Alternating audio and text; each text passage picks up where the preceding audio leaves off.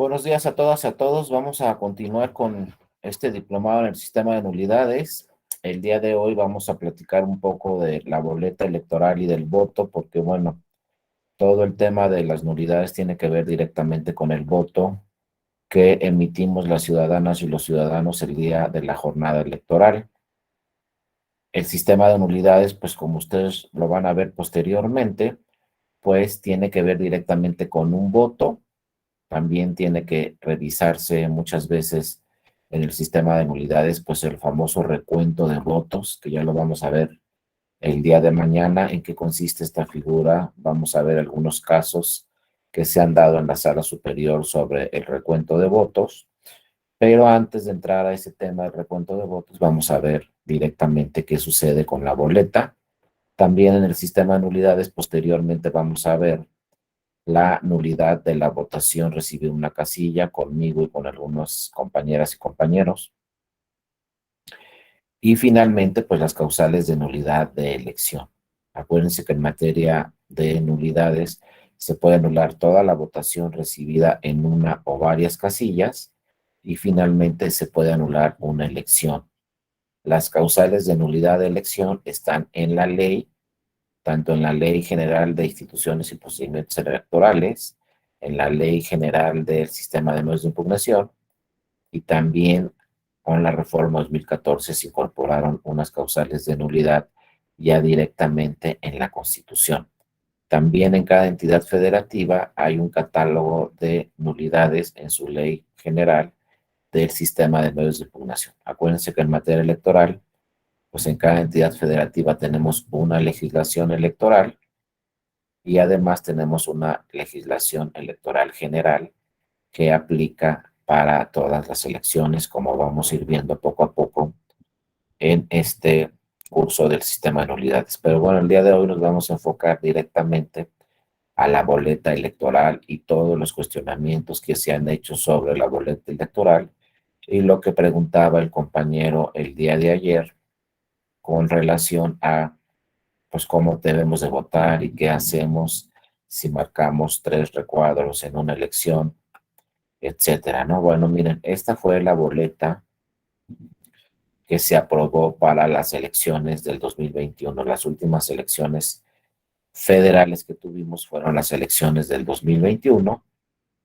En estas elecciones del 2021 a nivel federal, acuérdense, solamente tuvimos elecciones de diputaciones federales. Para el 2024, pues sí tendremos elecciones para la presidencia de la República, para las senadurías y para las diputaciones federales. Pero en el 2021, solamente a nivel federal tuvimos estas elecciones. Fueron las boletas que utilizó el Instituto Nacional Electoral, que aprobó. Acuérdense que cada instituto en cada entidad federativa y el INE a nivel federal son las autoridades que aprueban las boletas electorales. En las entidades federativas, el INE no es el que aprueba las boletas. En las entidades federativas son los consejos generales de los institutos estatales electorales, de los soples, los que aprueban el modelo de sus propias boletas para sus elecciones de gobernaturas, de ayuntamientos y de diputaciones a nivel local.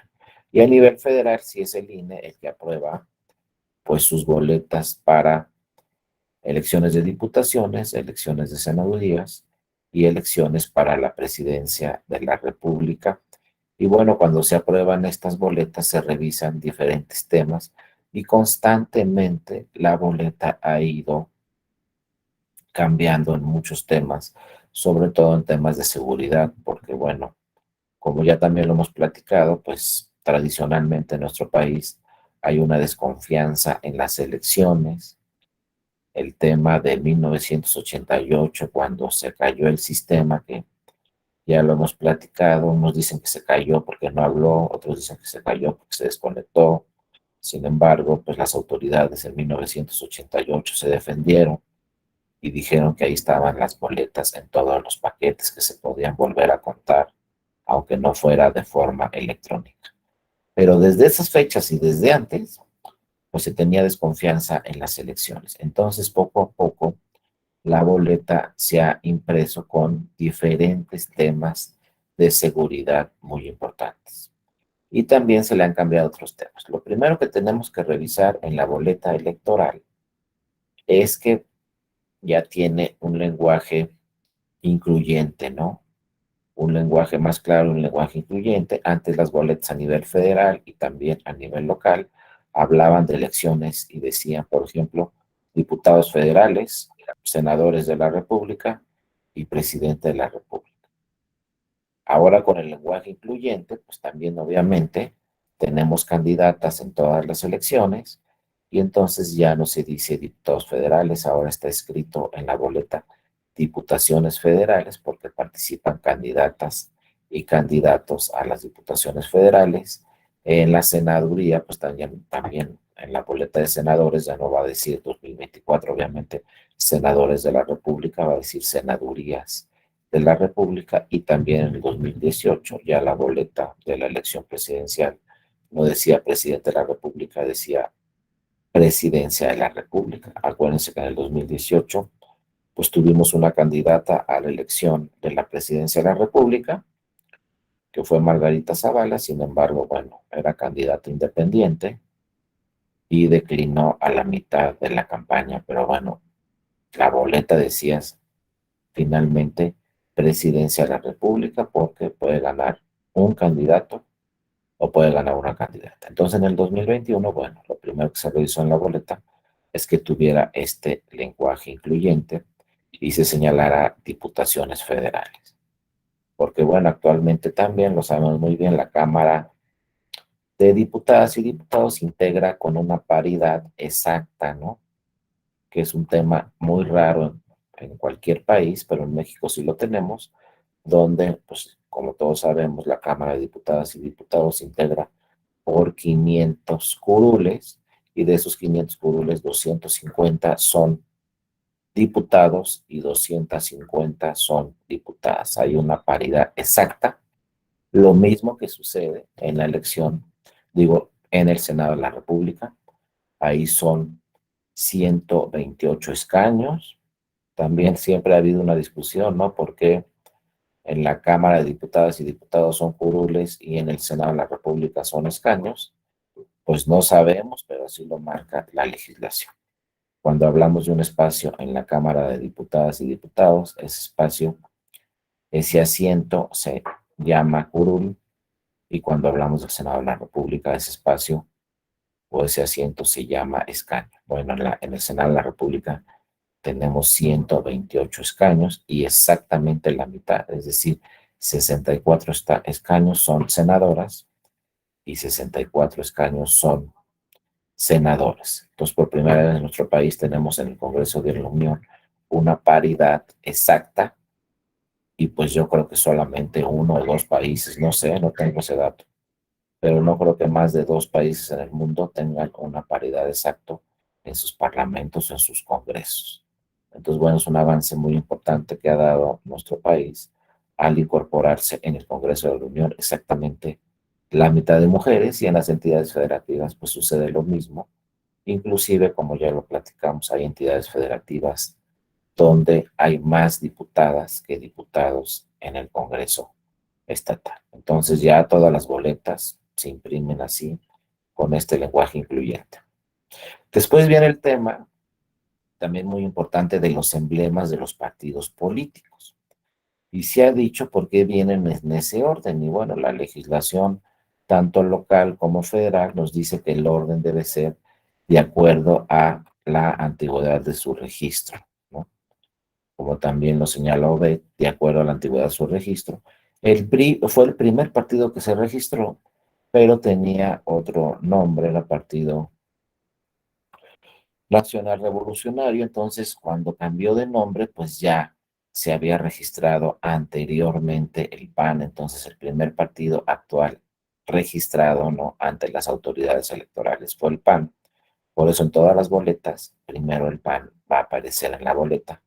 Posteriormente, el segundo partido que se registró fue el Partido Revolucionario Institucional, el PRI. Entonces siempre lo vamos a tener ahí en segundo lugar, mientras conserven su registro estos partidos.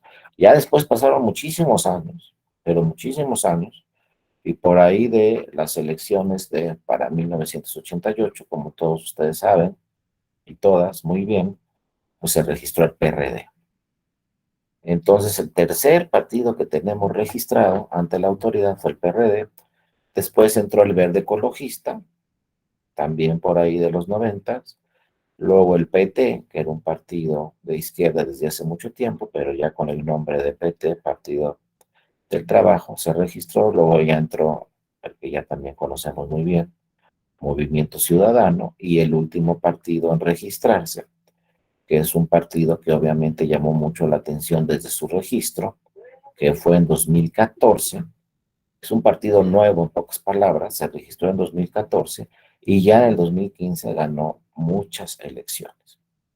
Y un partido con tan pocos años de registro, pues también llamó mucho la atención. Tenía 3 años de registro, solamente tenía una elección anterior a la presidencial y ganó la presidencia de la República en el 2018, que fue Morena, ¿no? Que es un partido nuevo, pero un partido nuevo que gana en la primera participación la elección presidencial y la ganó por mucha ventaja. Entonces obviamente es un partido que ha llamado mucho la atención, pero bueno, si conocemos la historia de nuestro país, sabemos que la mayoría de la militancia de la izquierda estaba en el PRD y se pasó a Morena. Entonces no es realmente que sea nueva la militancia de este partido Morena, sino que la militancia de otros partidos ya con anterior registro se pasó a Morena y ganaron la elección presidencial.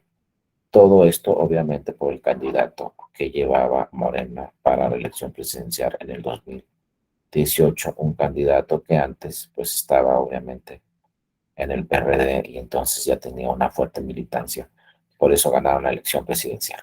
Después viene el PES. ¿Qué pasó con el PES? Ya lo platicamos también. Este partido político iba en coalición en el 2018 con el PT y con Morena, pero el PES no alcanzó su registro del 3%. Y no, al no alcanzar su registro del 3%, pues perdió, ¿no?, su registro como partido político.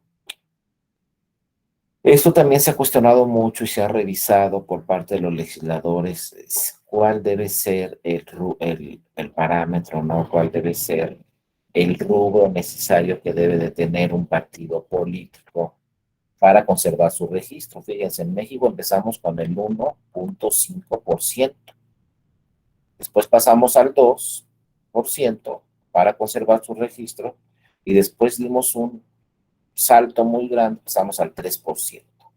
Y muchos dicen es muy alto el 3%, otros dicen no, deberíamos de subirle. Por ejemplo, creo que en este momento en Alemania, por ejemplo, se exige el 5% para conservar su registro. Entonces estamos por ahí, pues más o menos en un promedio a nivel internacional, pero aquí los legisladores y las legisladoras siguen revisando este tema de qué porcentaje debe tener un partido para conservar su registro. Está bien el 3, le volvemos a bajar al 2 o le subimos al 5. La experiencia que tenemos en nuestro país es que pues el 3 es un porcentaje en el cual muchas veces ya no llegan los partidos políticos y al 2 sí llegan. Entonces se dice, bueno, creo que el 3 es un promedio importante que deben de tener los partidos políticos, porque al 2 sí llegan. Por ejemplo, el PES, si se le hubiera exigido el 2% al PES, sí hubiera alcanzado su registro como partido político. Inclusive, si se le hubiera exigido el 2.5, hubiera alcanzado su registro, porque tuvo por ahí de 2.7, 2.8 como registro de partido político. No llegó al 3 y perdió su registro. Y lo mismo los otros dos partidos que tenemos aquí en la boleta, también perdieron su registro como partidos políticos, porque no alcanzaron el 3, pero sí estuvieron muy cerca del 2%. Entonces creo que le ha acertado el legislador, porque al poner el 3 ya no llega, y al dejarlo en 2 sí llega. Si le bajamos al 2, créanme que estos tres partidos políticos se hubieran quedado ahí, ¿no?, con su registro. Pero dice el legislador, no, necesitamos por lo menos un 3%. al exigir en la ley y en la Constitución el legislador un 3%, pues estos tres partidos perdieron su registro. Participaron en 2018 con nuevo registro los tres partidos políticos, lo perdieron. Luego el PES se cambió el nombre, volvió a participar en el 2021 y volvió a quedar muy cerca del 3%. Pero hay algo que pasa con el PES que no llega al 3%, siempre se queda muy cercano al 3% y no llega a ese 3%. En 2018 impugnó ante el tribunal alguna recomposición del voto en algunos distritos para obtener el 3% y el tribunal señaló que no tuvo razón. En otras ocasiones, también en 2021, volvió a impugnar ante el tribunal y el tribunal volvió a señalar que no tuvo la votación suficiente, que la distribución del voto sí se hizo de una manera correcta y volvió a perder su registro el partido, el PES, ¿no? Entonces, bueno, para el 2024, pues obviamente vamos a tener una participación de 7 partidos políticos para la elección presidencial y agregamos esta figura. Esta figura también ha sido muy cuestionada, la de las candidaturas independientes. ¿Qué hacen las candidaturas en una boleta? ¿Para qué son las candidaturas independientes? ¿Por qué nacieron las candidaturas independientes? Y aquí sí nos podemos ir hasta los tiempos de Castañeda. Ustedes se acuerdan cuando Castañeda pues fue impugnó hasta la Corte Interamericana de Derechos Humanos, que quería ser candidato independiente para la elección presidencial por ahí del 2000. Pero obviamente cuando resolvió el asunto la Corte Interamericana de Derechos Humanos, pues ya había pasado la elección del 2000, tanto la Corte como el Tribunal Electoral ya le habían señalado directamente a Castañeda que no podía ser candidato independiente. ¿Y cuál era el problema? Que no estaban reguladas las candidaturas independientes en la Constitución y en la ley.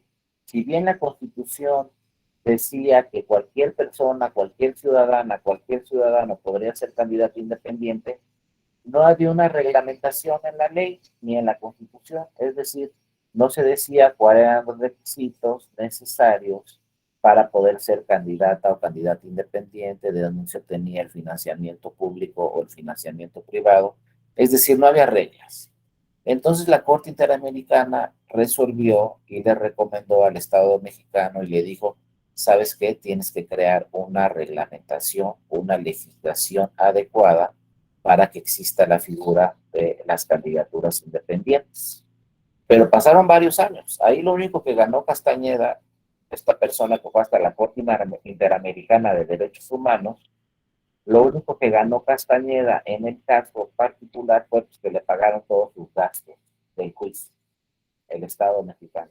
Pero volvieron a pasar varios años para que posteriormente, fíjense, hasta el 2012 empiezan las reformas a la Constitución, terminan las reformas a la Constitución y a las leyes en las entidades federativas en el 2014 y entonces se decide incorporar las candidaturas independientes tanto en elecciones federales como en elecciones en las 32 entidades federativas del país. Pero hay dos diseños de candidaturas independientes, porque ahorita me van a preguntar quizá por qué en la boleta tenemos 2 espacios de candidaturas independientes, podemos tener 3, 4, 5, y hay entidades federativas donde solamente pueden tener un espacio, porque tenemos 2 diseños en diferentes legislaciones del país.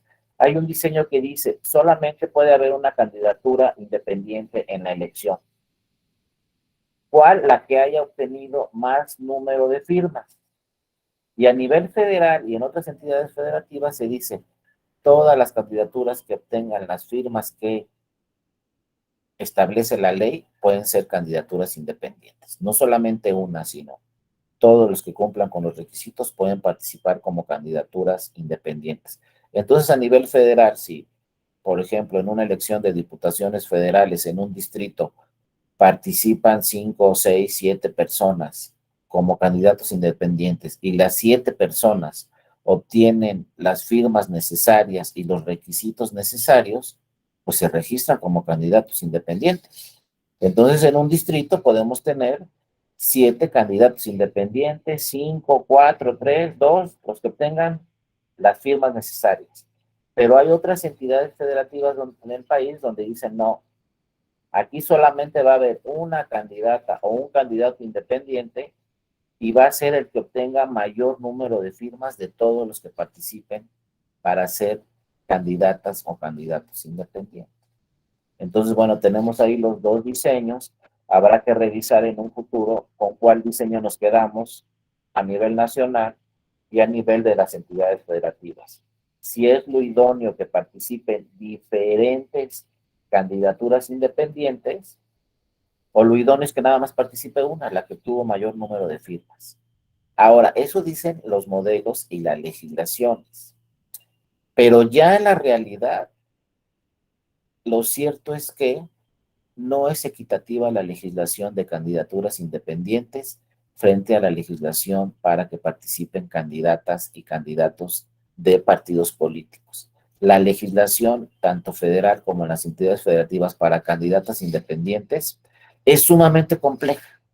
Se le piden unos requisitos muy difíciles a las personas que quieren ser candidaturas independientes en una elección. Cuesta mucho trabajo reunir las firmas, tienen muy poco financiamiento público frente al financiamiento público que tienen los partidos políticos, tienen muy pocos tiempo en radio y televisión frente al tiempo que tienen en radio y televisión los partidos políticos, y entonces,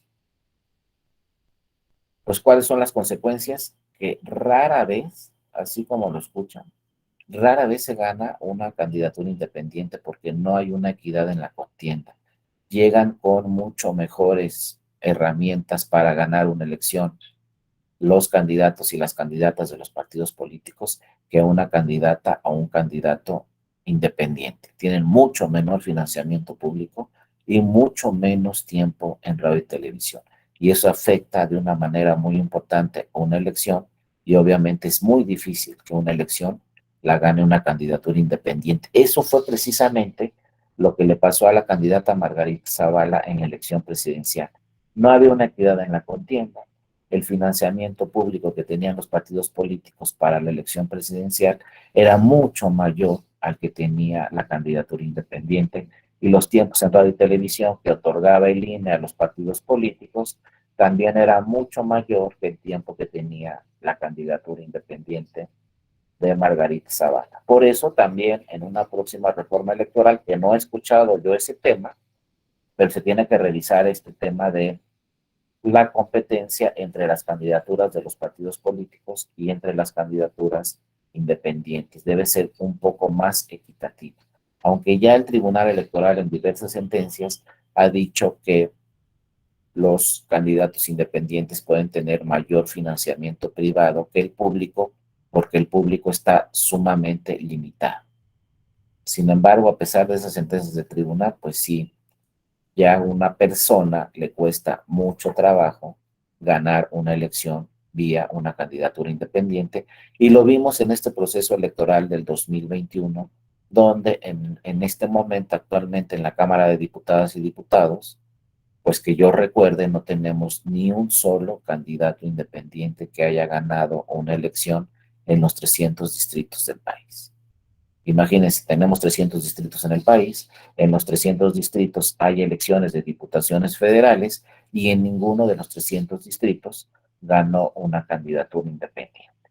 Entonces, de 500 diputadas y diputados, no tenemos ningún independiente. Todos son vía partidos políticos. Entonces, eso nos dice claramente que algo está pasando con las candidaturas independientes en nuestro país, ¿no? Aquí nos dice Andrés Sánchez, hay también un espacio para candidato no registrado. ¿Nos puede explicar la diferencia respecto del candidato independiente? Sí, ahorita pasamos para ahí. Y por aquí Francisco, adelante Francisco, te escuchamos. Sí, nada más era una acotación, profe. Es decir, son 300 de los diputados que no tenemos independientes, porque los otros dos pues son por asignación pluri, ¿no? Entonces no los contaríamos como con la probabilidad de independientes, ¿no? Sí, exactamente. De mayoría relativa participan 300. Y de los 300 que participaron en mayoría relativa, Francisco, pues si no mal recuerdo, no ganó en ningún distrito de los 300 del país ninguna candidatura independiente, ¿no? ¿Y qué me comentabas de representación proporcional? Sí, efectivamente eso, ¿no? Es decir, que sí es un número, o sea, digo, no se visualizan las candidaturas independientes con probabilidades de triunfo, ¿no? O sea, no existen prácticamente. Exactamente, Francisco. Entonces, tenemos que revisar ese tema. Nomás que ya ven, luego la reforma electoral se enfoca a otros temas y no, yo no he escuchado y no he revisado, pero no he visto que actualmente tengamos alguna iniciativa en la reforma electoral que nos hable de este tema de mayor equidad en la contienda entre partidos políticos y entre candidaturas independientes. Se dicen muchas cosas de la reforma electoral, pero yo no he visto el tema, que este es un tema central muy importante, tratar de hacer más equitativa la participación de las candidaturas independientes y no se ha tocado el tema todavía en este Parlamento abierto de las diputadas y los diputados tratando de pues equilibrar la competencia de las candidaturas independientes. Porque simple y sencillamente, si seguimos así, tanto a nivel nacional en elecciones federales como a nivel local en elecciones locales, pues vamos a tener muy pocas candidaturas independientes en el futuro, porque no hay equidad. No es posible, piensen en una carrera de caballos en el hipódromo, no es posible que no salgan todos iguales. Uno lleve una ventaja ya de, ¿no? 300 metros frente a los demás, porque a uno le dicen, tú vas a, fíjense, me meto otro tema rápidamente, el financiamiento público. Pues para el 2024, más o menos se los digo ahí como un ejemplo, para el 2024, si le van a dar 100 pesos a Morena, al PRI y al PAN le van a dar 70 pesos. Luego al Verde y a Movimiento Ciudadano le van a dar 40. Y luego al PRD, al PT le van a dar 20. Y a las candidaturas independientes les van a dar 5 pesos, más o menos. Entonces, ¿cómo es posible que Morena empiece una elección con 100 pesos y la candidatura independiente con 5? ¿Cuándo va a ganar la candidatura independiente? Y luego igual, tiempos en radio y televisión, Morena le van a dar 100 minutos y a la candidatura independiente 5 minutos en radio y televisión, porque así está el diseño. Entonces, ¿cuándo va a haber equidad en la contienda si un partido va con 100 pesos y la candidatura independiente va con 5 pesos?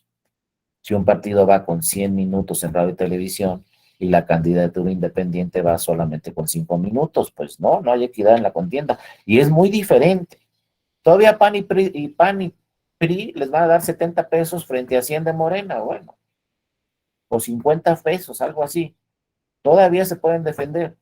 Pero una candidatura independiente, 5 pesos frente a 100 pesos de Morena, ¿cuándo va a ganar la candidatura independiente? ¿Cuándo lo vamos a conocer? ¿Cómo? En fin, han aprovechado este tema de redes sociales, pero pues las redes sociales impactan también en los partidos, también en las candidaturas independientes, entonces es muy difícil. Imagínense la experiencia que tenían las elecciones, pues el presidente Calderón y Margarita Zavala, que era su esposa, y declinó a la mitad de la campaña. Y declinó porque vio que no había equidad en la contienda y que no había forma de ganar en esa elección. Entonces, algo tenemos que revisar con este tema. Y el otro tema que tenemos que revisar, como también les decía, el modelo. ¿Qué queremos? ¿Solo una candidatura independiente, la que obtenga mayor número de firmas de todas las que se registran, o que participen todas las que tengan un determinado número de firmas? A nivel federal podemos tener en un distrito 2 o 3 o 4 candidaturas independientes que participan con los partidos políticos en ese mismo distrito. Pero hay entidades federativas que dicen no, solamente va a participar con los partidos políticos una candidatura independiente, ¿cuál? La que obtenga mayor número de firmas. Entonces también, ¿qué modelo queremos? ¿Que participen varios en una elección o solo que participe uno en una elección? Luego nos pregunta también Verónica, ¿algún día podrá reducir el dinero que se les otorga a los partidos políticos? Pues es muy buena pregunta. Verónica, según esto, yo he visto en algunas iniciativas de ley para esta próxima reforma electoral que sí se quiere reducir. Por ejemplo, la iniciativa de ley de la elección presidencial dice que los partidos políticos ya no van a tener financiamiento público para sus actividades ordinarias, el que se les da cada año. Solamente van a tener financiamiento público para sus campañas, que es la mitad o la tercera parte de lo que se les da cada año. Si cada año se les da 100 pesos, cuando tienen elección de diputaciones se les dan 30 pesos más. Cuando tienen elección de diputaciones, senadurías y presidencia de la República, se les da 50 pesos más. O sea, tienen 100, tenemos elección de diputaciones, les damos 30 más, 130. Tenemos elección de presidencia, senadurías y diputaciones, se les da 50, 150.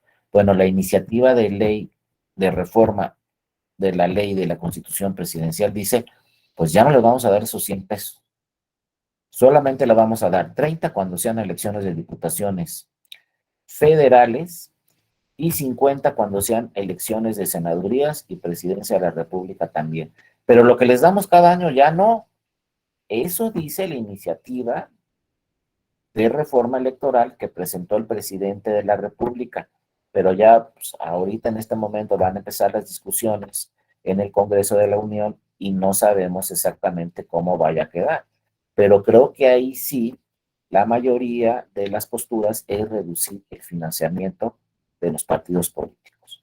Porque ahorita estamos en un tema que, pues te los digo de una vez, ¿no?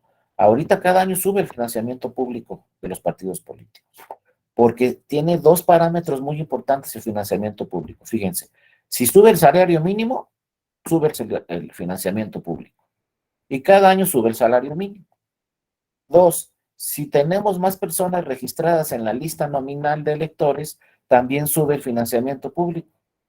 Pues cada año sube, tenemos más personas registradas en la lista nominal de electores. Cada año hay muchos jóvenes que cumplen 18 años y entonces se incorporan a la lista nominal de electores. Entonces, si tenemos más personas que van a votar y sube el salario mínimo, sube el financiamiento público automáticamente de todos los partidos políticos.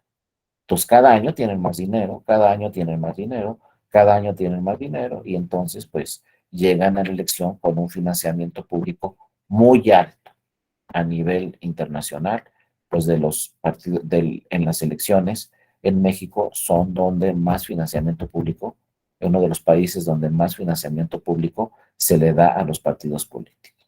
Simplemente en Estados Unidos, por poner un ejemplo, no existe el financiamiento público. En Estados Unidos todos los partidos, bueno, los dos partidos políticos que tenemos muy importantes, viven de financiamiento privado. Ilimitado, eso sí. Cualquier persona puede donar dinero a los partidos políticos sin ningún problema, pero no existe el financiamiento público.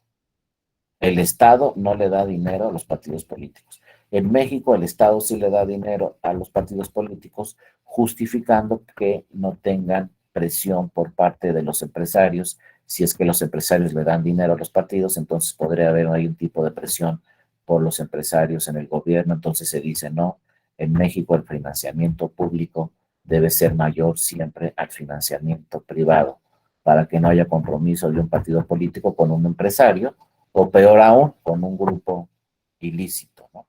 Entonces en México decimos, tenemos el sistema mixto, financiamiento público y financiamiento privado, y dice muy claramente la Constitución, el financiamiento privado nunca puede ser mayor al público, pero el público pues, es muchísimo actualmente.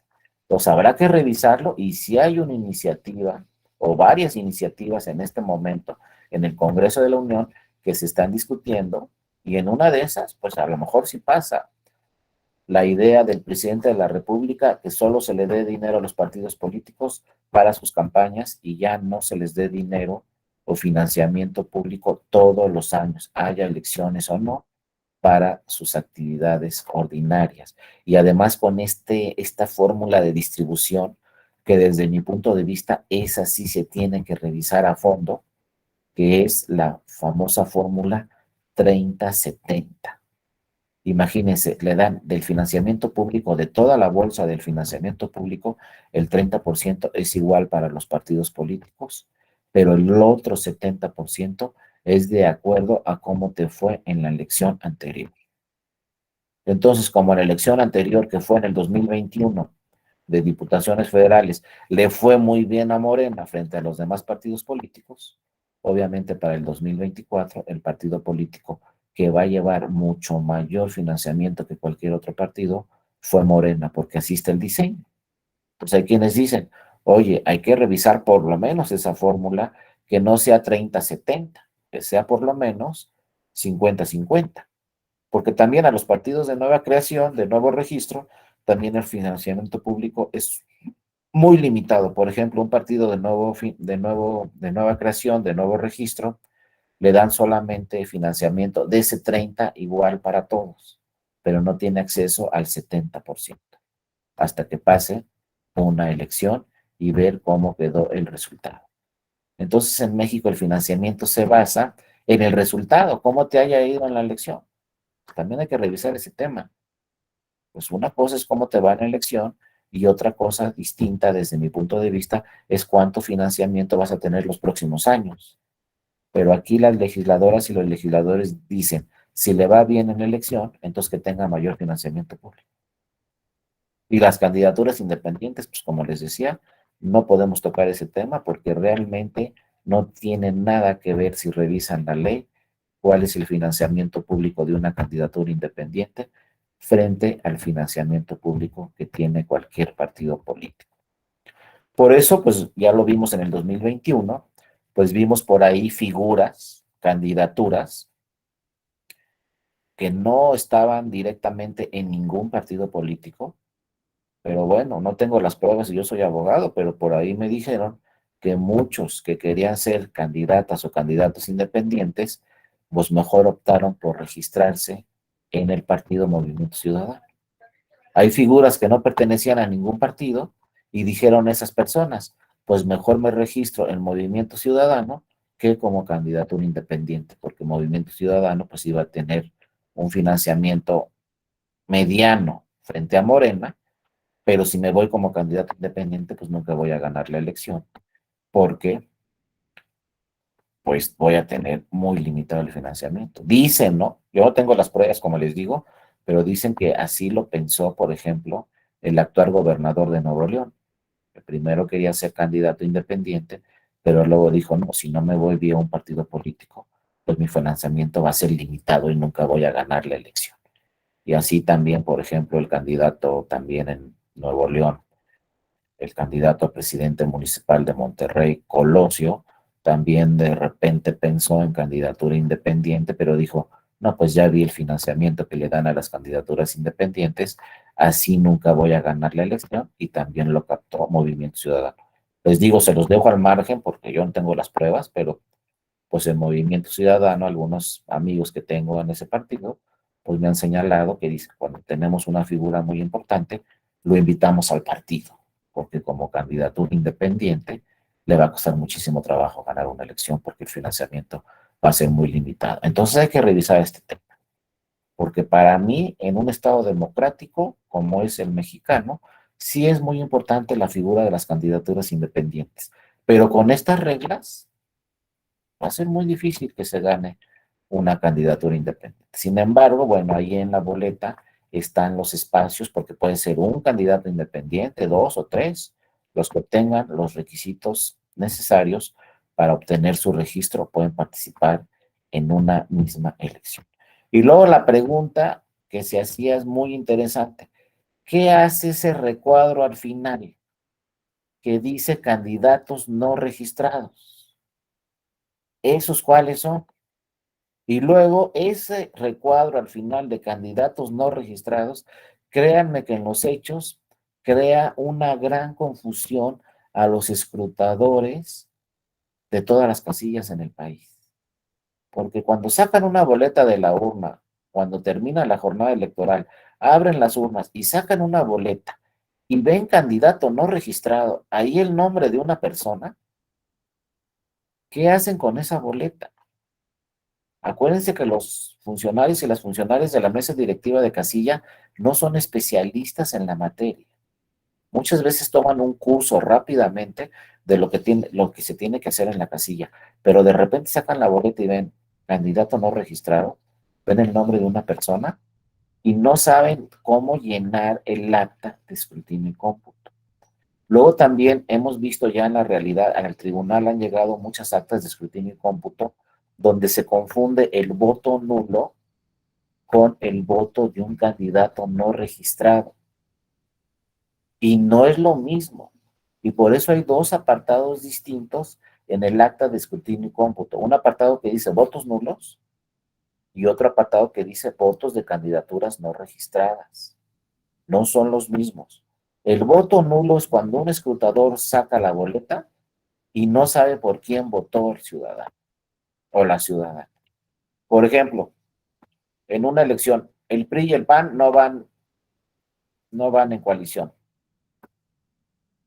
Y de repente sacamos la boleta y marcaron PAN y PRI, pues el voto es nulo, porque no sabemos si querían votar por el PRI, que tiene el nombre de un candidato, o si querían votar por el PAN, que tiene el nombre de otro candidato. Entonces el voto es nulo, ahí está muy claro. Pero si sacamos la boleta y viene el nombre de candidato no registrado, ese no es voto nulo. Si en candidatos no registrados le ponen ahí un nombre, pues quiere decir que el ciudadano o la ciudadana está votando por el nombre de esa persona. Ya lo veremos mañana en el recuento de votos, cómo se dieron muchos casos de esos en diferentes elecciones, ¿no? Donde venía el nombre de la candidatura no registrada y pues cuenta en un apartado distinto. Fíjense, ya lo que nos pasó una vez en el Tribunal Electoral, ya hace muchos años, en el 2005, al Tribunal Electoral le llegó una impugnación, una demanda, en donde en un municipio en el estado de Veracruz, en Las Vigas, Veracruz, así se llamaba el municipio, ¿qué creen que pasó? Ganó el candidato no registrado. Era un doctor, un médico ahí muy conocido en esa comunidad, en ese municipio de Las Vigas, Veracruz. Y entonces, pues la gente quería que fuera el presidente municipal, ¿no? Pero ningún partido lo registró. Los partidos, fíjense, dijeron, no, no va a ganar, no va a ganar, no lo registramos, ningún partido lo quiso registrar para candidato a presidente municipal, pero la gente, todos apuntaron ahí en la boleta, en candidaturas no registrados, apuntaron su nombre. Ganó la elección el candidato no registrado.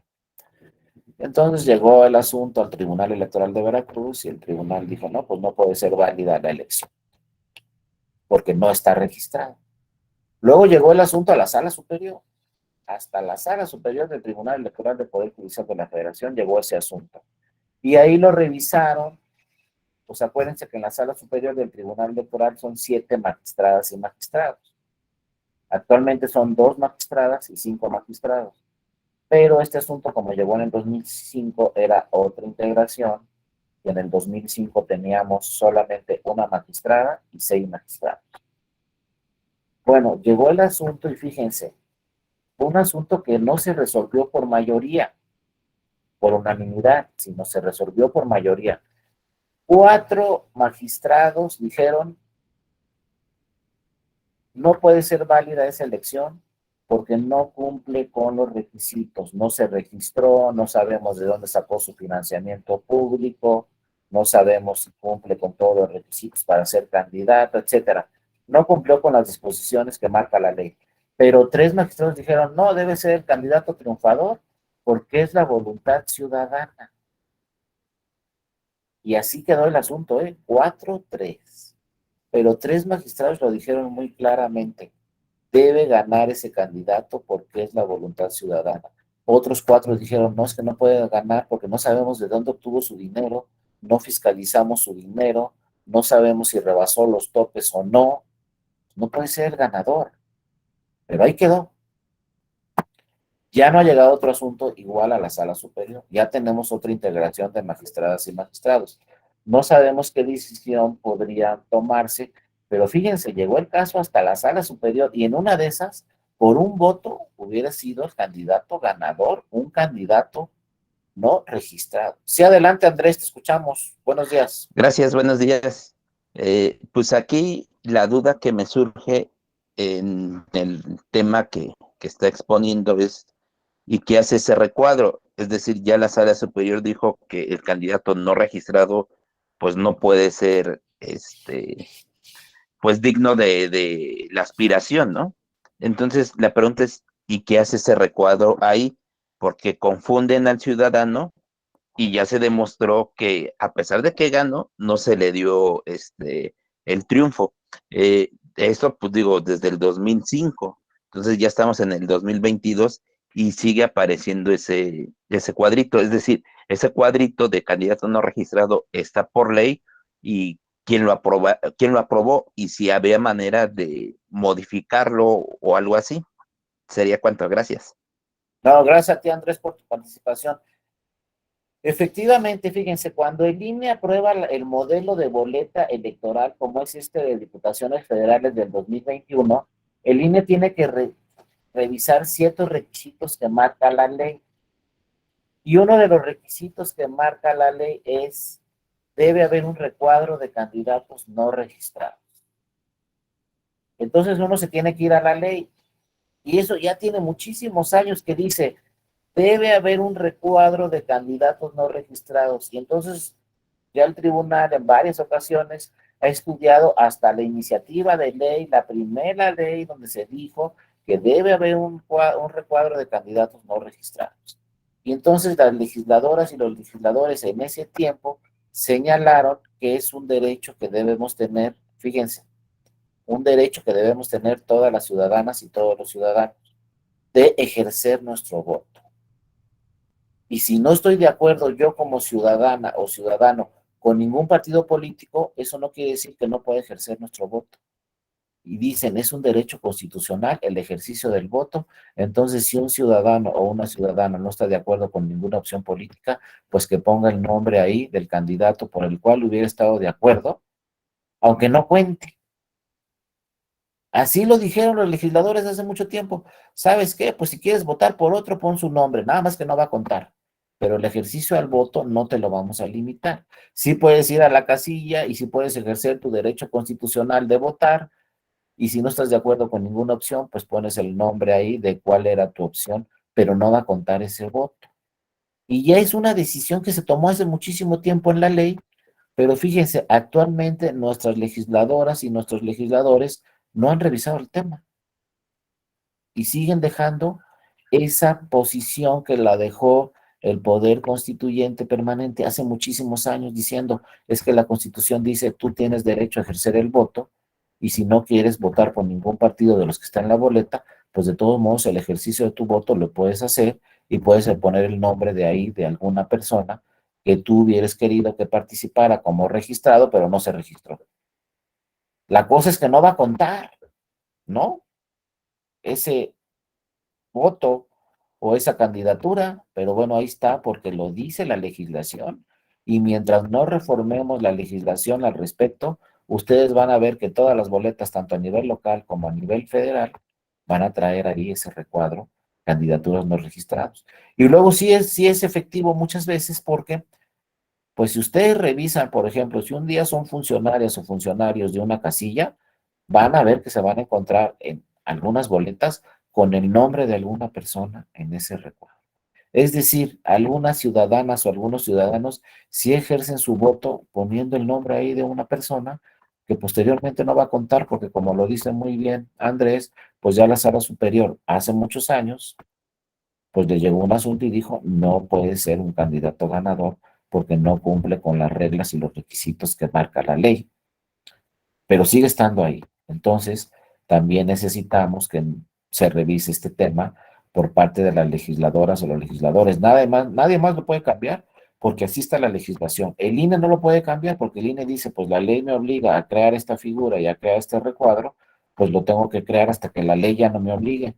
Es tema de las legisladoras o los legisladores, pero sigue en discusión, ¿eh? No crean que todos están de acuerdo con quitarlo.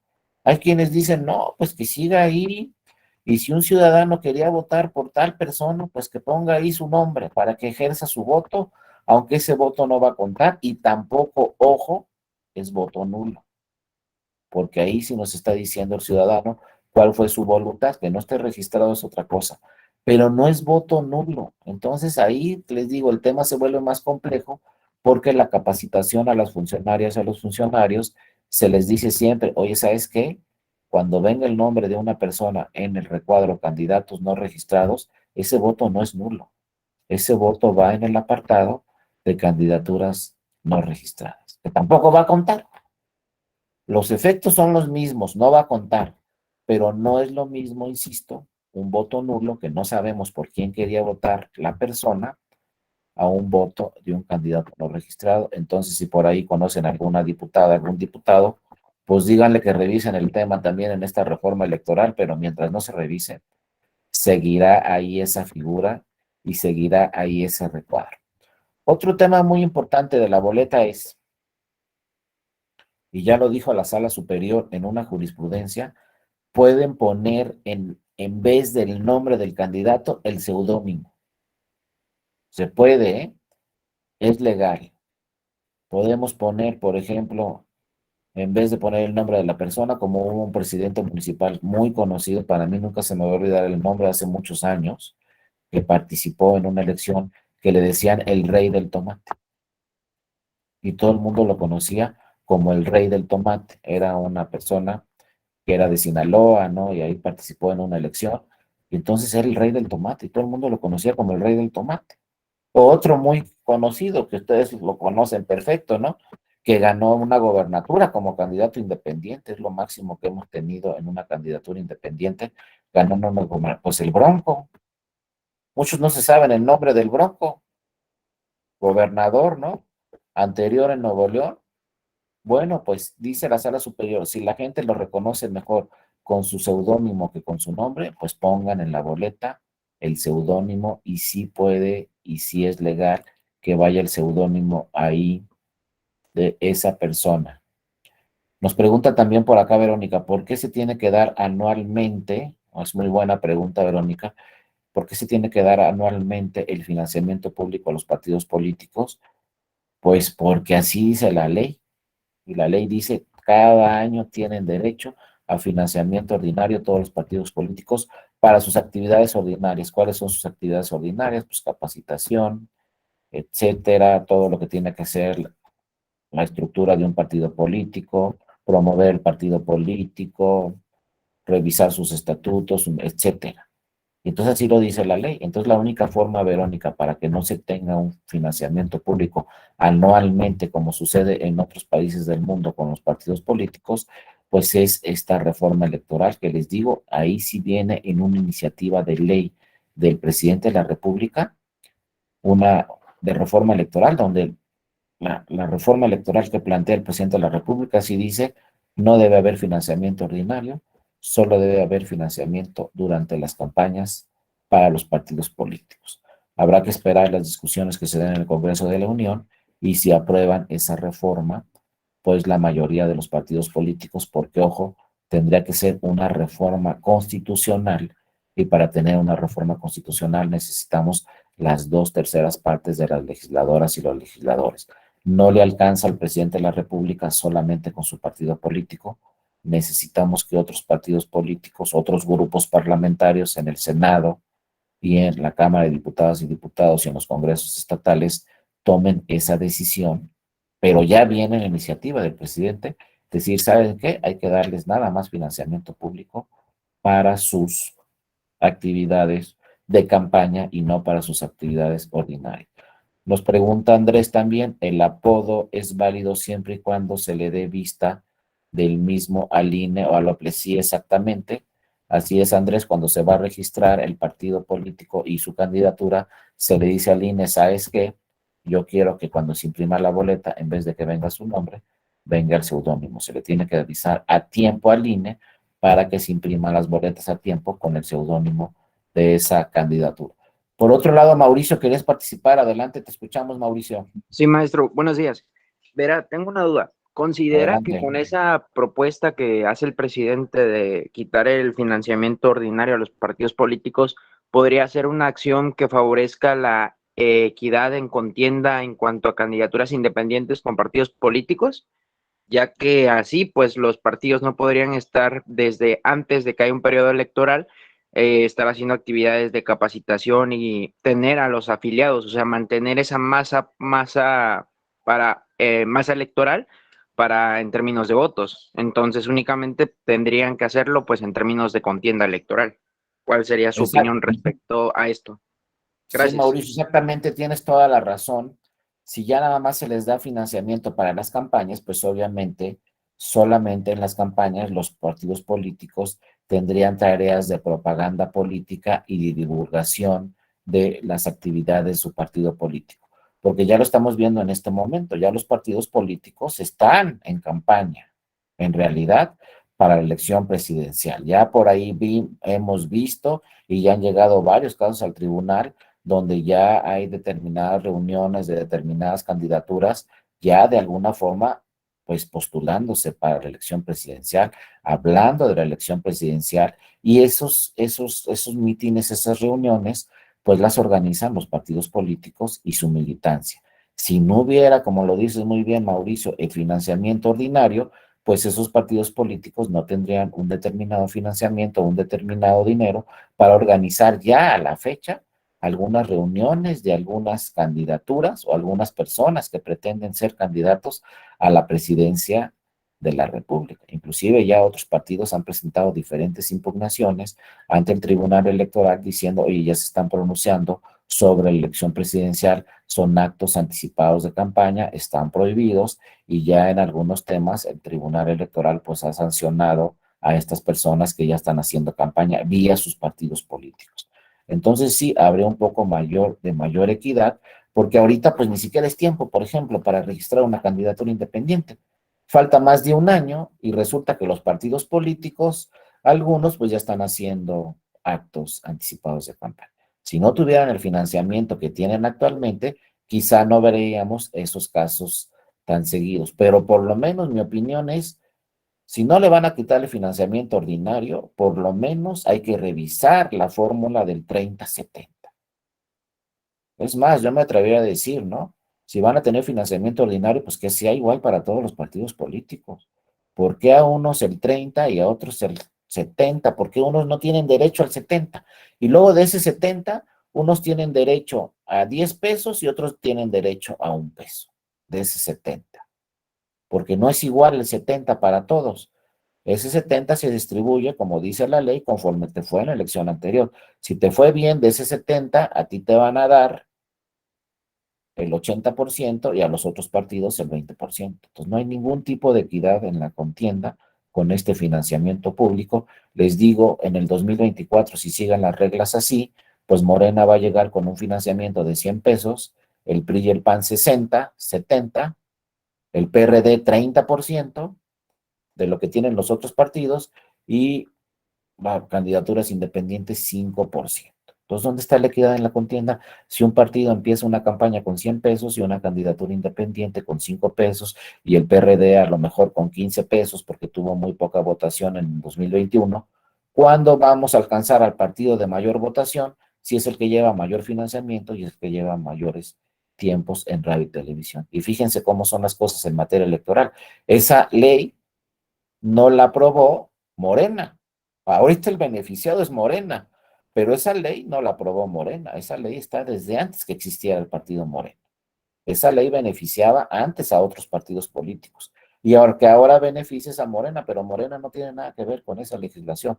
Cuando Morena se registró y luego quedó como partido político y luego ganó elecciones y luego ganó la elección presidencial, esa fórmula ya estaba del 30-70 desde hace muchos años. Entonces, los partidos políticos que aprobaron esa norma y ese tema de financiamiento público nunca se imaginaron que iban a beneficiar a un partido político que todavía ni siquiera existía. Y Morena dice, pues así está en la ley, ¿yo qué quieren que haga? Pues yo tengo mayor financiamiento que todos los demás, pues así está la ley y yo no creé esa ley, yo ni siquiera existía como partido político. Entonces, bueno, ahí está y habrá que revisarla, pero sí tiene razón, Mauricio, hay que buscar alguna fórmula donde exista mayor equidad en la contienda porque los partidos políticos tienen financiamiento público todos los años y además un financiamiento público adicional, extra, cuando hay campañas, ¿no? Habrá que revisar. Sí, adelante, Andrés, te escuchamos. Y después va Patricia por ahí. Adelante, Andrés.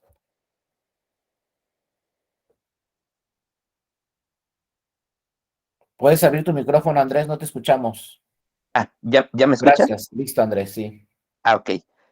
La duda que a mí me surgió, que ahorita mencionó, es de algunos funcionarios que, bueno, ya los interpusieron ahí un juicio de actos anticipados de campaña y que ya se sancionó vía partido político. Aquí la duda es, por ejemplo, no ha pasado el caso, pero si, ¿qué pasaría si una teoría o una persona independiente empezar a hacer desde ahorita lo mismo que los candidatos de algún partido? Ahí cómo posiblemente podría sancionar el tribunal o el INE y qué consecuencias pudiese tener esta persona si se llegara a registrar como un candidato independiente a la presidencia de la República. Sería mi pregunta, gracias. Sí, muchas gracias, Andrés. También es muy interesante tu pregunta. Mira, en materia electoral en el 2014 hubo una reforma muy importante al procedimiento especial sancionador, a las denuncias. Este procedimiento especial sancionador es un procedimiento para presentar quejas o denuncias cuando algún partido político, alguna persona advierte que hay una irregularidad en la materia electoral o en un proceso electoral. Si, como tú lo señalas, una persona está realizando actos anticipados de campaña, entonces cualquier persona lo puede denunciar. No tiene que ser partido, no tiene que ser candidato, puede ser una persona física normal y empieza a realizar actos anticipados de campaña. Si realiza actos anticipados de campaña cualquier otra persona, cualquier partido político, quien sea, puede presentar una queja ante el INE. Esa queja la investiga el INE, investiga que sí estén realizándose esos actos anticipados de campaña y luego esa queja no la resuelve el INE, la envía al Tribunal Electoral. Hace la investigación el INE y ya que tenga la investigación y las pruebas, esa queja la envía el INE al tribunal y resuelve el Tribunal Electoral. El Tribunal Electoral resuelve en dos instancias. Primero una sala que se llama sala especializada, que resuelve todas las quejas, y si no estoy de acuerdo con la resolución de esa sala especializada, me voy a la sala superior del tribunal. ¿Qué puede pasar? Que se sanciona a esa persona.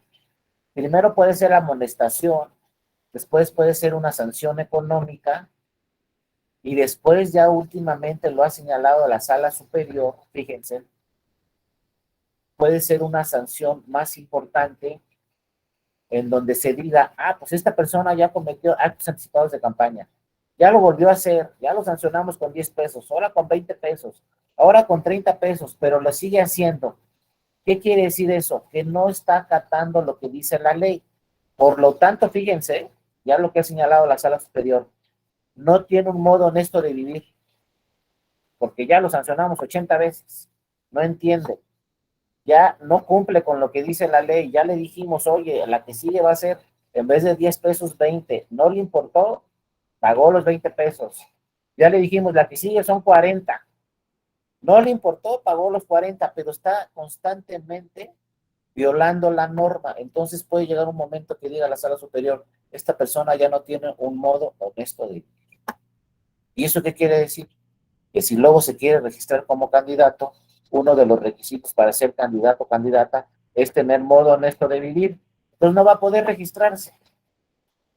Y esa sería la sanción final para una persona física que no pertenece directamente a ningún partido político. Ahora, también se lleva de la mano a varios. Por ejemplo, si son actos anticipados de campaña y sale en la televisión, se sanciona a la televisora, porque la televisora no puede contratar tiempos en televisión para propaganda política. Los únicos que pueden pasar propaganda política autorizada es la que autoriza el INE. Yo, si soy televisora, no puedo pasar propaganda política en mi televisora de alguna persona porque está prohibido por la ley y la Constitución. Entonces, si de repente vemos una persona en la televisión donde pagó actos anticipados de campaña, se le va a sancionar a esa persona, pero también se va a sancionar a la televisora. Y también se puede sancionar a quien pagó esa propaganda política. Entonces son varios los sancionados. Y ojo, en este tema no se sanciona igual a todos, porque hay un tema también muy importante de individualización de la sanción. ¿Qué quiere decir eso? A ver, esa persona, ¿con cuánto lo vamos a sancionar? Y a la televisora, ¿con cuánto? No se va a sancionar con la misma multa, porque la capacidad económica es distinta. A lo mejor esa persona gana 100 pesos al mes. Pues lo vamos a sancionar con 10 pesos. Pero a lo mejor la televisora gana 1,000 pesos al mes. Entonces a la televisora la vamos a sancionar no con 10 pesos, la vamos a sancionar con 100 pesos, porque tú ganas 1,000 al mes, ¿no? Y esa es la primera sanción. La segunda podría ser a la persona 20 pesos y a la televisora 200 pesos. ¿Cómo vamos a saber cuánto gana la persona? Pues tiene convenio el INE y el tribunal con el SAT, con la Secretaría de Hacienda, con la unidad de fiscalización, etcétera. Y entonces le pregunta el INE a Hacienda o al SAT, ¿cuánto gana esta persona? ¿Cuánto declaró el año pasado? Pues tanto ingresos. Bueno, entonces su capacidad económica es esta y la multa es de tanto. Lo mismo, ¿cuánto ganó esta televisora? ¿Cuánto reportó Hacienda de ganancias? Pues tanto. Bueno, entonces la sanción es esta y se sanciona de acuerdo a su capacidad económica.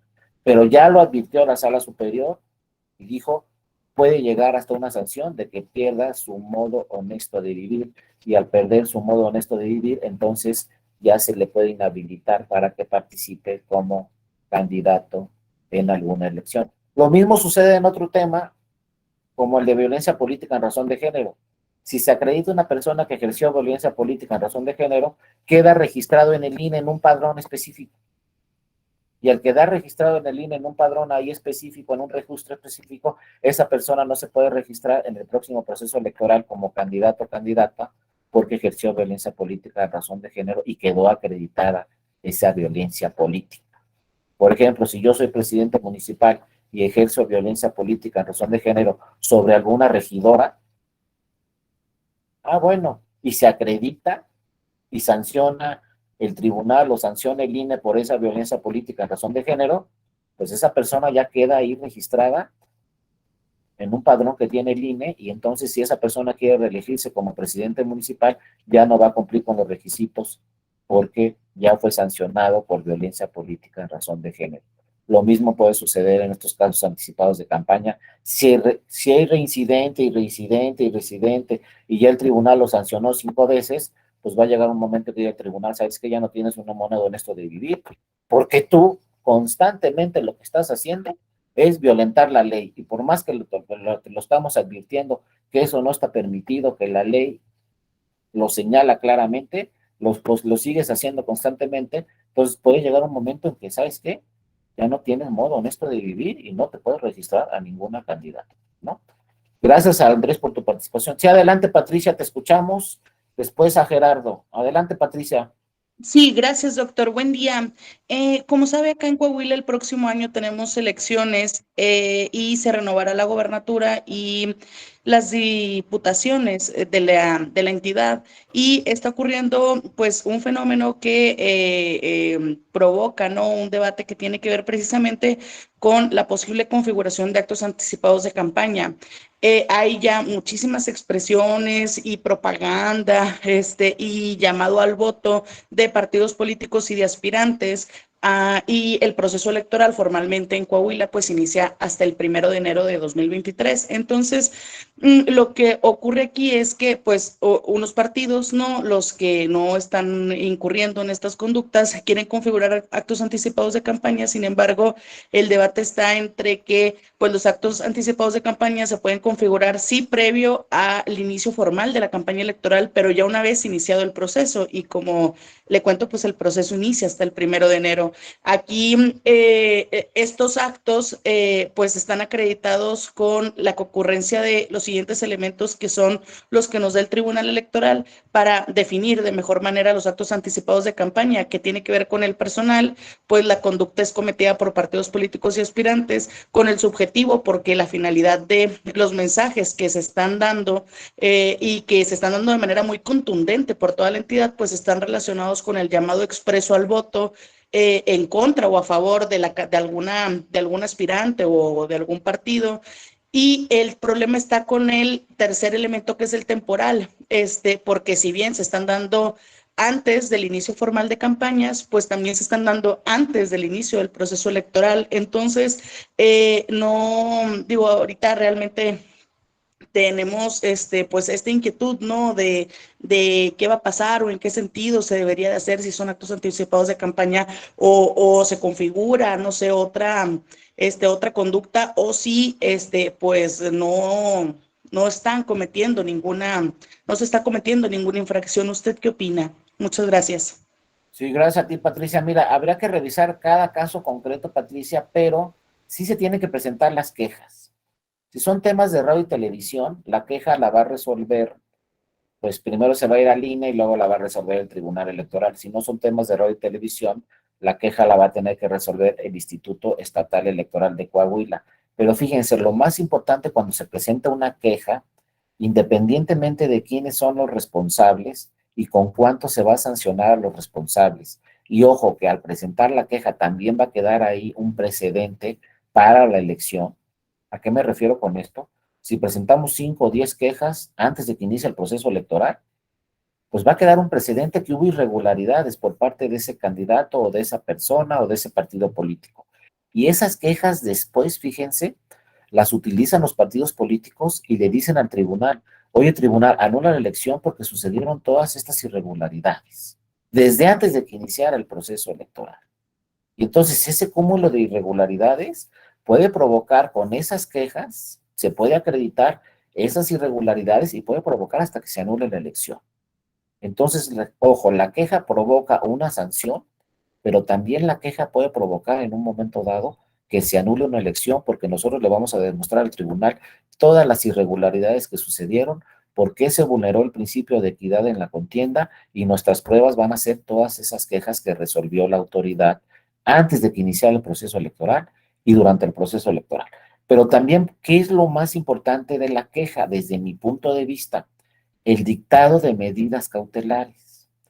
Yo presento una queja y le solicito a la autoridad, en este caso al INE o al Instituto Estatal Electoral, de acuerdo de qué propaganda se trata, de radio y televisión, o no sea radio y televisión. Y entonces le digo, dicta medidas cautelares. ¿Qué quiere decir eso? Que inmediatamente que llegue la queja, se da de baja esa propaganda. En radio, en televisión, si es una barda pintada, pues se pinta la barda de blanco, se da de baja esa propaganda. También, ojo, el INE a partir del 2021 tiene una relación muy estrecha y firmó varios convenios muy importantes con las redes sociales.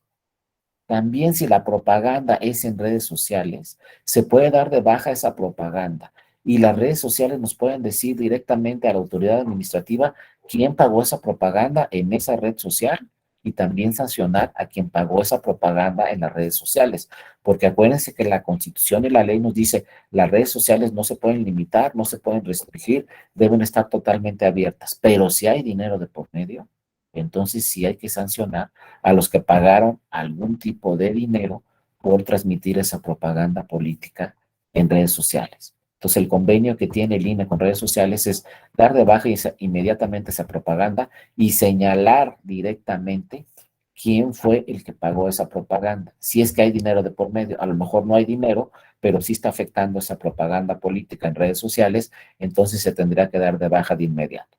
Entonces, Patricia, siempre hay que revisar el caso concreto, pero al presentar una queja, lo primero que tenemos que hacer es, además de decir, sanciona a los responsables, dicta medidas cautelares para que no esté afectando el proceso electoral esa propaganda, inclusive como tú lo señalas muy bien, Patricia, antes de que inicie el proceso electoral.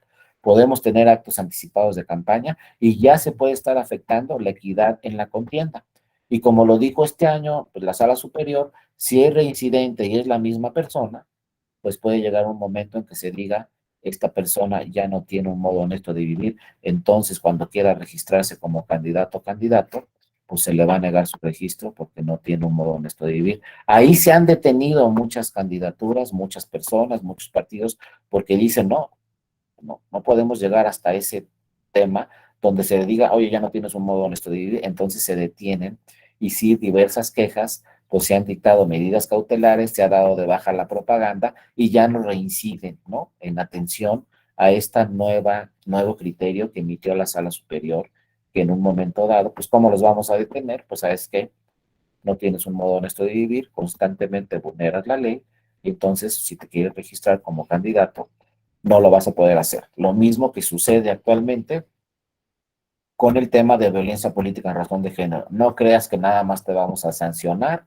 por violencia política en razón de género. Si se acredita, te vamos a sancionar, pero además vas a estar en una lista ahí que tiene el INE y no te vas a poder reelegir o no te vas a poder registrar para otra candidatura porque estás en la lista de sancionados por violencia política en razón de género. Son temas de prevención, pero lo más importante aquí es presentar las denuncias. Acuérdense que la legislación nos dice cualquier persona puede presentar una denuncia. Ustedes, yo, cualquier persona puede presentar una denuncia ante el tribunal y entonces ante el instituto, perdón, y el instituto tendrá que hacer toda la investigación. Una vez que hace toda la investigación el instituto, recaba algunas pruebas que pueden ser solamente indiciarias, entonces ya envía el expediente al tribunal y el tribunal revisa a fondo ese expediente y en su caso sanciona a los responsables. Pero sí tenemos que empezar con eso, Patricia, presentar las denuncias y solicitar este tema de medidas cautelares para ir deteniendo esa propaganda y dándola de baja inmediatamente. Porque la ley dice, se presenta una queja y a las 24 horas se deben dictar medidas cautelares en su caso. Las medidas cautelares las dicta la autoridad administrativa, el INE, pero esas medidas cautelares las puede revisar después el Tribunal Electoral. Si por algo el INE no dicta medidas cautelares, quien presentó la denuncia puede quejarse ante el tribunal y decirle al tribunal, oye, el INE no dictó medidas cautelares, y entonces el tribunal también rápidamente resuelve ese asunto en las siguientes 24 horas, y el tribunal dice, estaba bien que el INE no haya dictado medidas cautelares, o se equivocó el INE y se tienen que dictar medidas cautelares, y entonces el INE ordena, y el tribunal le ordena inmediatamente al INE que dicte esas medidas cautelares y se dé de baja esa propaganda. Les digo, incluyendo redes sociales que no están reguladas en la ley, pero que ya hay convenios, ya hay reglamentos y lineamientos del INE, donde se señala que se tiene que regular las redes sociales, sobre todo cuando se advierta que hay propaganda política en redes sociales y que fue pagada por algún actor político, ¿no? Gracias, Patricia. Adelante, Gerardo, te escuchamos. Gracias, maestro, con el gusto de saludarle. Maestro, Igualmente. precisamente yo creo que el tema de las redes sociales tiene que ser parte de esta nueva reforma que se está manejando. Sobre todo porque, pues, efectivamente vamos hacia un proceso electoral federal y en el tema de actos anticipados de campaña en redes sociales, creo que hace falta que ahí se entre de lleno, ya que, pues bueno, cualquier aspirante pues utiliza hoy en día las redes sociales para irse posicionando, e inclusive va a través de eslogan, va posicionando no nada más él, sino inclusive posteriormente nos damos cuenta que esos eslogan que fueron utilizando los posicionan como partido. Hay eslogan que pueden utilizar como vienen tiempos mejores, mejoremos nuestro entorno, con el poder de la gente, y entonces esa figura, si bien hoy ya va a haber medidas cautelares que al final le van a dar como resultado que le van a negar su registro, pues otro partido político va a ir aprovechando estos mensajes subliminales que fueron implementando sobre la ciudadanía. Entonces creo que en este tema de redes sociales es necesario ya que se aplique una ley, que ya quede una ley establecida, porque efectivamente está muy ambigua.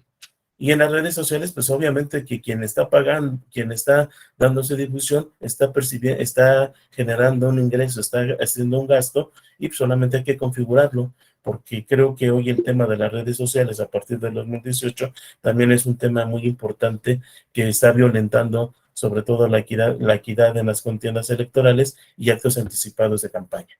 Es cuanto, maestro. Así es, Gerardo, tienes toda la razón. Y ojo con las redes sociales, porque no solamente en México, ya se ha demostrado en otros países que ya muchos candidatos o candidatas ganan vía redes sociales la elección. Aquí está el supuesto, ahí se ha señalado, pero todavía no ha quedado debidamente acreditado que el gobernador actual de Nuevo León ganó vía redes sociales. Iba en último lugar, rebasó al tercero, al segundo, al primero, ganó.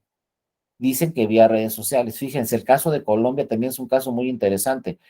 el que ganó en las últimas elecciones en Colombia, ganó el presidente y hay una vicepresidenta que también ganó. Fíjense, salía en la televisión sus campañas. ¿Cuántos fueron a la campaña? De repente se presentaba el candidato al presidente de la República en Colombia o la candidata a vicepresidenta en Colombia en algún mitin, en alguna reunión, y llegaban 20 personas. Y entonces salía en la televisión. Nadie fue a ver al candidato, solamente 20 personas. Vacía la campaña. Luego se presentaba en otro lugar, 30 personas. En otro lugar, 40 personas. Luego creo que se fue de viaje a Miami, algo así, a la mitad de la campaña y nadie lo veía, y de repente viene la elección y gana. ¿Por qué? Porque toda su estrategia, toda su campaña política fue vía redes sociales. Y entonces los otros, fíjense, los otros contendientes se confiaron porque dijeron, no, pues mira, nadie va a sus campañas, ¿cómo crees que va a ganar? No, pues es que presencialmente no iba nadie, pero vía redes sociales tenía ahí un impulso importantísimo y toda la ciudadanía lo seguía en redes sociales. Entonces para la ciudadanía pues no era necesario ir a la campaña porque ya sabían todo lo que decía este candidato a presidente y esta candidata a vicepresidente y ganaron la elección. Y entonces sorprendieron a todas las demás candidaturas porque nadie se presentaba en las reuniones. Entonces creo que el futuro en el mundo va a ser las redes sociales, como dice muy bien Gerardo, tienen un gran impacto y entonces, fíjense, estamos hablando de una reforma electoral y tampoco se ha tocado ese tema. Revisamos las iniciativas y nadie habla de redes sociales, de regular las redes sociales en la Constitución, en la ley, ver qué hacemos con la red. Hablamos de otras cosas, pero las redes sociales van a tener un impacto importantísimo en las próximas elecciones del 2023, donde vamos a tener en Coahuila y en el Estado de México, y después en las del 2024. Ya las personas dicen, pues, ¿para qué voy a la campaña? ¿Para qué voy a esa reunión? Y luego si le agregamos la pandemia que se acaba y no se acaba, que se acaba y no se acaba, pues la gente dice, pues, ¿para qué voy al meeting? ¿Para qué mejor lo escucho aquí en redes sociales? Lo veo en redes sociales, las redes sociales las puedo ver las 24 horas del día, a cualquier hora, cuando yo quiera, simplemente consulto el perfil y ahí veo el discurso de la mañana, el discurso de la tarde, lo que dijo, lo que salió en la tele, lo que salió en el radio, lo que dijeron tal persona, tal noticiero, todo lo veo en redes sociales. Entonces, el futuro, insisto, de las campañas será redes sociales. También dicen que el presidente Trump ganó vía redes sociales. En fin, ya tenemos muchas elecciones muy importantes en el mundo donde se ganan vía redes sociales. Yo no sé en México qué va a pasar en 2024, pero una de esas, los candidatos o las candidatas que manejen muy bien el tema de redes sociales pueden ser los que ganen distintas elecciones. Y más, imagínense en el 2024 que vamos a tener elecciones para presidenta o presidente, para 128 senadurías, para 500 diputaciones.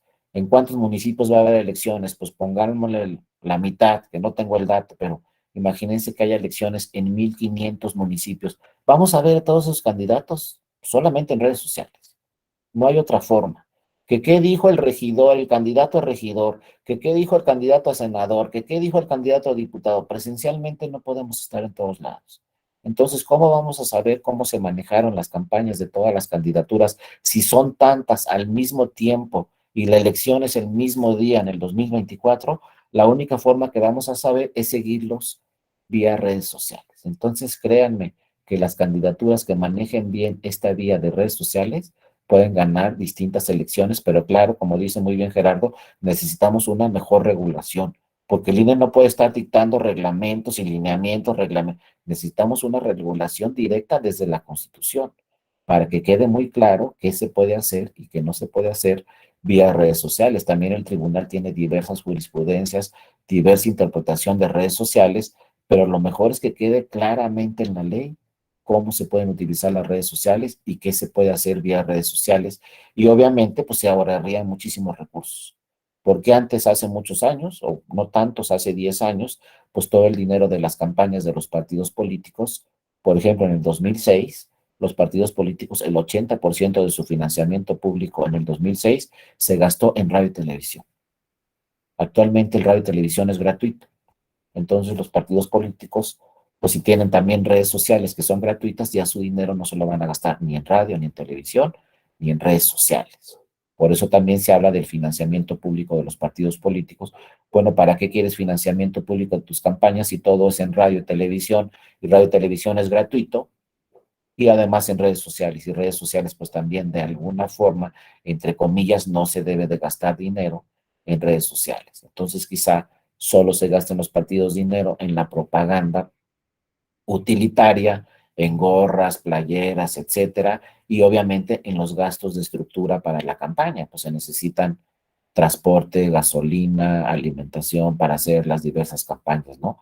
Pero van a ver que en el futuro, en todo el mundo, todas las campañas van a ser vía redes sociales y el candidato se va a mover muy poco de su lugar de origen, ya no va a tener que recorrer todo el territorio y reunir gente en cada lugar porque vía redes sociales va a tener toda esa información.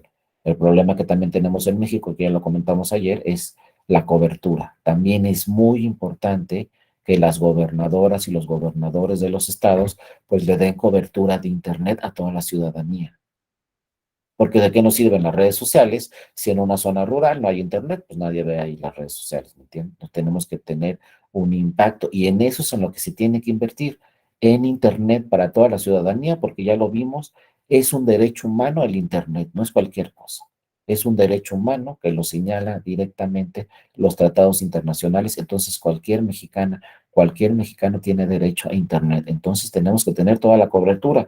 Y créanme que no sale tan caro, sale mucho más caro otras cosas que tener una red de internet. Eso no es caro, se tiene una red, se tiene una contraseña, como les dije, creo que se los dije ayer, la Ciudad de México es una de las ciudades más avanzadas en todo el mundo porque tiene una cobertura total de internet.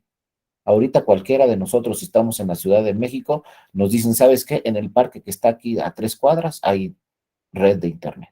Entonces uno va al parque y ya se conecta en internet, pero solamente en la Ciudad de México. Ninguna otra ciudad en el país tiene una cobertura completa de internet.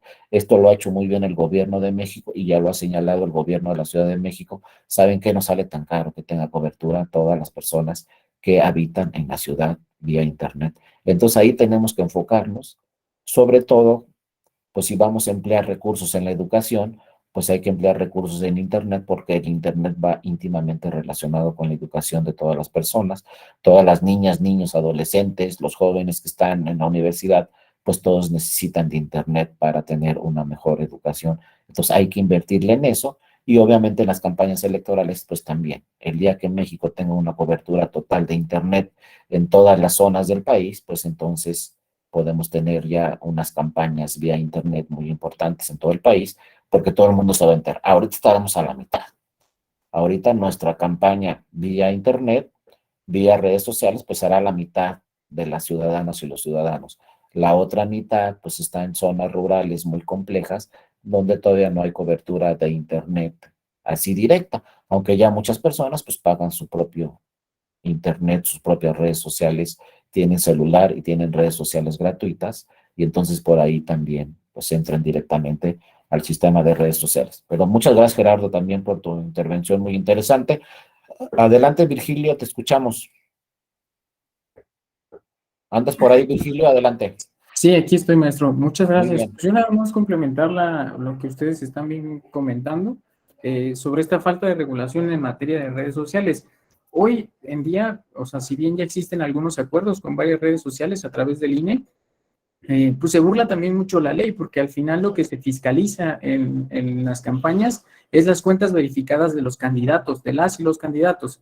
Entonces, o sea, sí hay publicidad pagada desde esas cuentas, pero también hay otros medios de comunicación digitales o algunas agencias consultoras que se prestan a dar algún tipo de publicidad, a crear estrategias de publicidad para publicitar a algún candidato o candidata, y pues cobran un dineral porque es muy costoso y a través de otros mecanismos, como son campañas negras o demás, van posicionando al candidato a través de grupos de Facebook, a través de grupos de Twitter, a través de grupos de WhatsApp, y eso no se ve.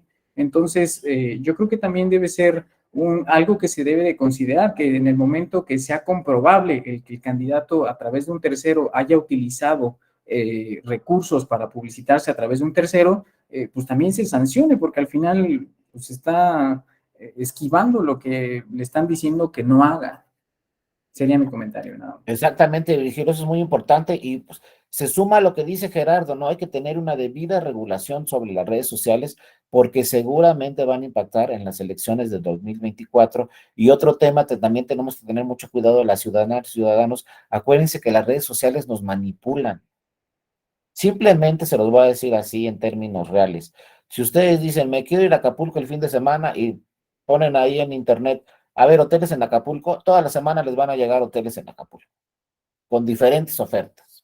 Ah, bueno, en materia electoral, si ponen, este candidato cometió un fraude en el 2010, durante 15 días les va a llegar que ese candidato cometió fraude y a lo mejor es una noticia falsa. Y entonces a nosotros ya nos están manipulando y ya estamos diciendo, oye, no, pero ¿por qué voy a votar por este candidato si cometió fraude? Y no es cierto. Entonces hay que tener mucho cuidado porque también obviamente es sancionable cuando se ve una noticia falsa, pero como dice muy bien Virgilio, es investigación. Muchas veces no podemos llegar al responsable que transmitió esa noticia falsa, pero sí afecta obviamente la elección. Porque no nos lo dicen una vez, nos va a salir en el Facebook o en el YouTube o donde ustedes quieran 20 veces, 30 veces, este candidato no, este no, y luego otros sí. Muchos dicen que Trump así ganó la elección, cuando ganó la presidencia en Estados Unidos, vía redes sociales, ¿no? Atacando con noticias falsas a otras personas. Inclusive, ustedes acuérdense muy bien, a Trump lo quitaron de Twitter durante un tiempo, le quitaron su cuenta, porque decía muchas cosas que no eran ciertas. Entonces Twitter dijo, hay que quitarle la cuenta. Pero ojo, tenemos que tener mucho cuidado porque luego nos manipulan. Y luego caemos en las trampas porque decimos, ay, yo no me quería ir a Acapulco, pero esta ofertón no la puedo dejar pasar. Y entonces ya me fui a Acapulco, pero las redes sociales fueron las que me... O quiero comprar un coche y a lo mejor quería comprar un Volkswagen y resulté comprando otra marca porque me salió 20 veces la nueva marca. Y yo no tenía ni idea y yo no quería, pero las redes sociales también manipulan la mente de las personas. Por eso les digo, el impacto es muy importante y nos sale constantemente esa propaganda. Yo de repente dije, ¿y a qué horas yo les pregunté esto en redes sociales? Pues nunca les pregunté, pero ahí están todos los días diciéndome, no, mira, hay estos hoteles en Acapulco, y hay estos lugares, estos restaurantes. Yo nunca pregunté y ahí está toda la información lista, ¿no? Que con un clic ya caemos en la trampa y ya contratamos no sé qué cosa.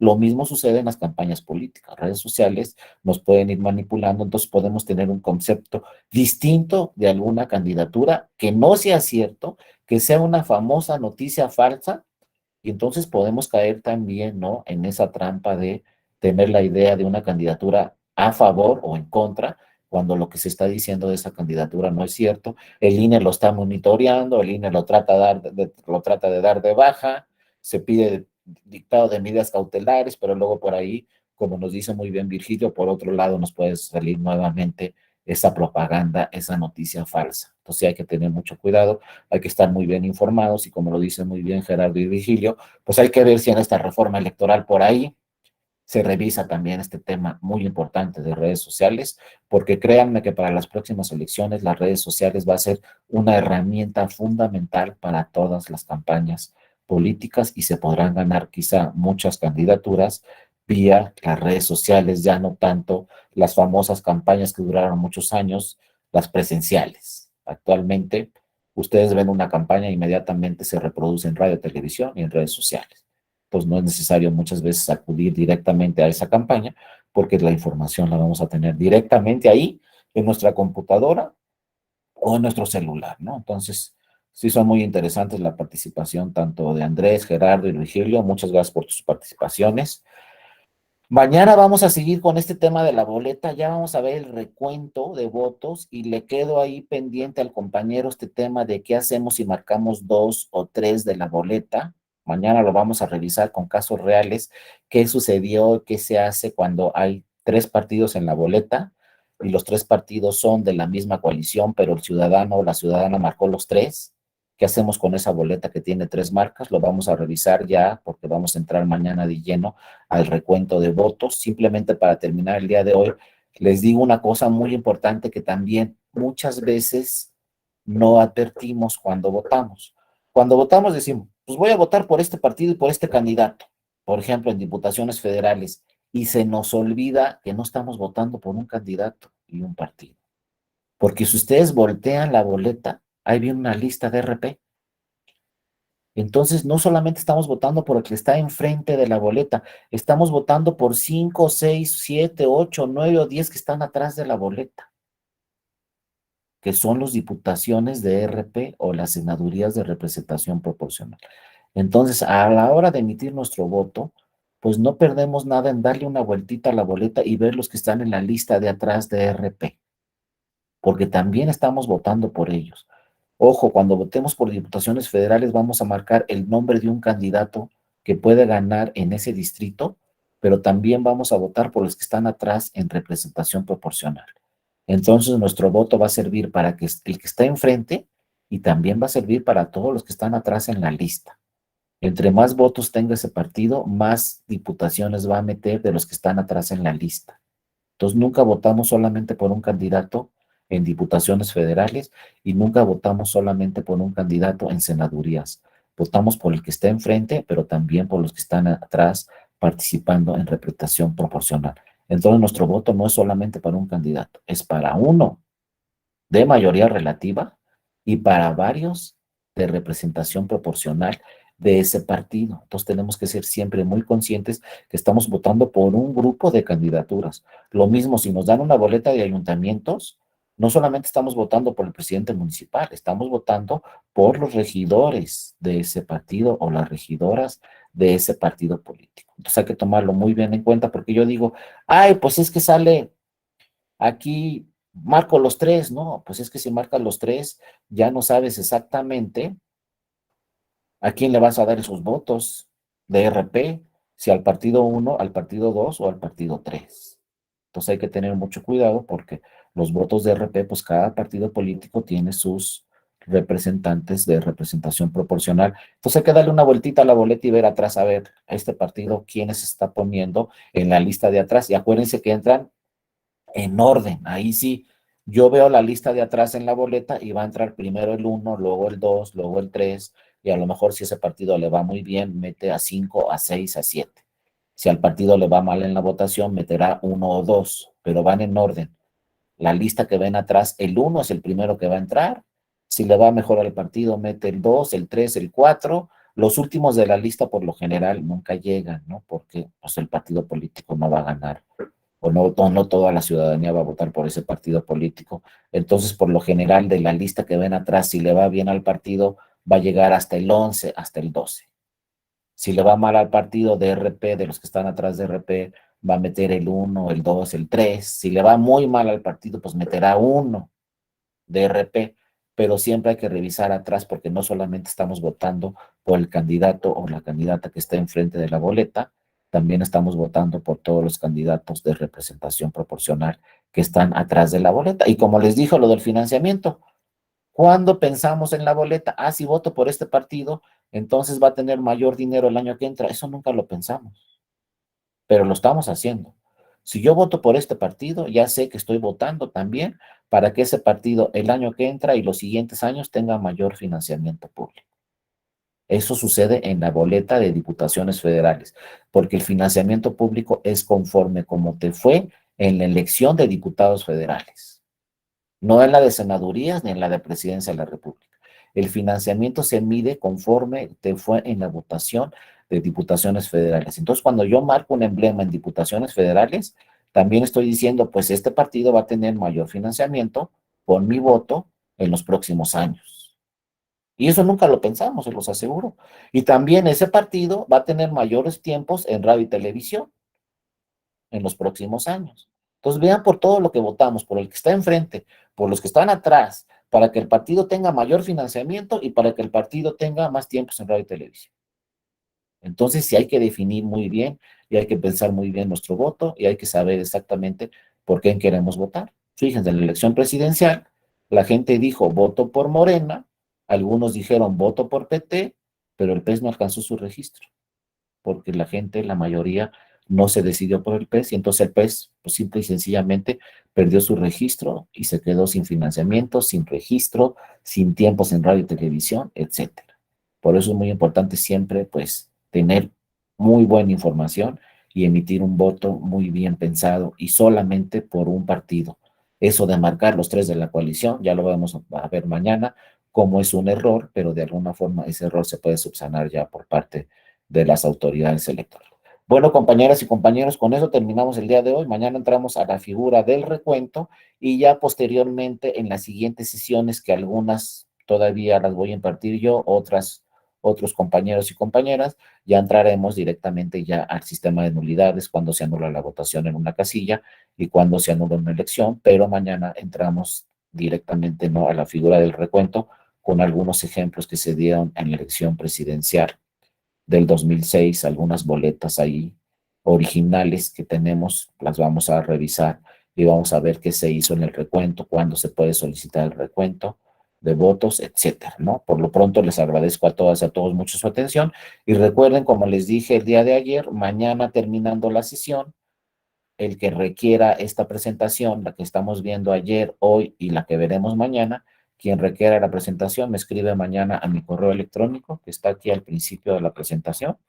Me escribe aquí a mi correo electrónico dario.mora@te.gov.mx y yo con todo gusto les hago llegar lo que vimos ayer, hoy y mañana en la presentación.